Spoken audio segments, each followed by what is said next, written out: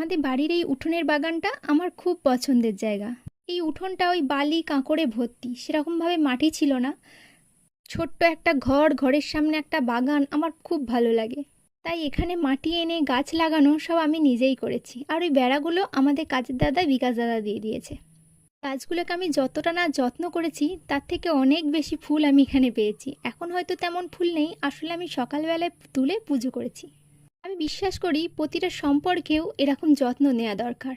যদি আপনি সময় দেন, গুরুত্ব দেন, ছোট ছোট ইচ্ছাগুলো পূর্ণ করেন, তাহলে দেখবেন প্রতিটা সম্পর্কই এই গাছগুলোর মতো সতেজ হয়ে থাকবে, সুগন্ধি ফুলে মাতিয়ে রাখবে।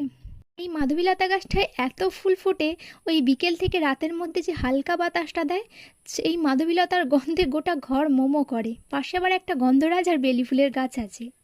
গাছটাকে যদি আমি কিছু সাপোর্ট না দিতাম তাহলে লতিয়ে ওপরে উঠতে পারতো না, আর এত ফুলও হয়তো হতো না, গাছটা এত বড়ই হতো না। ঠিক তেমনি প্রতিটা সম্পর্কেও দুজন দুজনকার সাপোর্টটা খুব দরকার।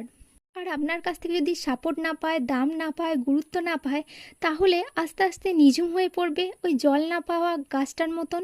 তারপর পাশে যাকে সাপোর্ট হিসেবে পাবে তাকেই আঁকড়ে ধরবে। সেটাকে আপনি অবৈধ সম্পর্ক বা পরকীয়া বলুন, যাই বলুন না কেন, এগুলোর বেশিরভাগ ক্ষেত্রে আপনারা নিজেরাই দায়ী। একবার অন্য কাউকে আঁকড়ে ধরলে তখন আপনি সময়, দাম, গুরুত্ব বা সাপোর্ট যেটাই দিন না কেন, সে যে ওই উদ্দাম স্বাধীনতা পেয়েছে, তার কাছ থেকে সময় পেয়েছে, ছোট ছোট গিফটস পেয়েছে, এগুলোতে সে উদ্দাম বাঁচার স্বাধীনতা পেয়েই গেছে। আপনি চাইলেও সে আর কোনো কিছুতেই ফিরে আসবে না। আজকে আমি ওই দিনের বেলার দিকে একটু রাইস আর চিকেন রান্না করেছিলাম, খেতে মন যাচ্ছিল, ও কদিন ধরেই বলছিল।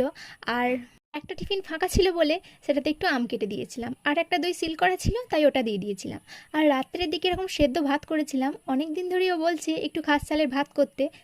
খাস চালটা ছিল না তাই এমনি ভাতই করেছিলাম। তার সাথে ওই ডিম দিয়ে, কাঁচা পেঁয়াজ, লঙ্কা, কাঁচা তেল এগুলো দিয়ে একটা আলু ভাতে মেখেছিলাম, যেটা খেতে আমার দারুণ লাগে। আর তার সাথে এরকম ঝাল মিষ্টি পাড়া একটু পোস্ত, আর গরম গরম ডালের বড়া, যা আমাদের সবাইকারই খুব পছন্দের খাবার। যাই হোক, সবাই ভালো থেকো, সুস্থ থেকো, টাটা।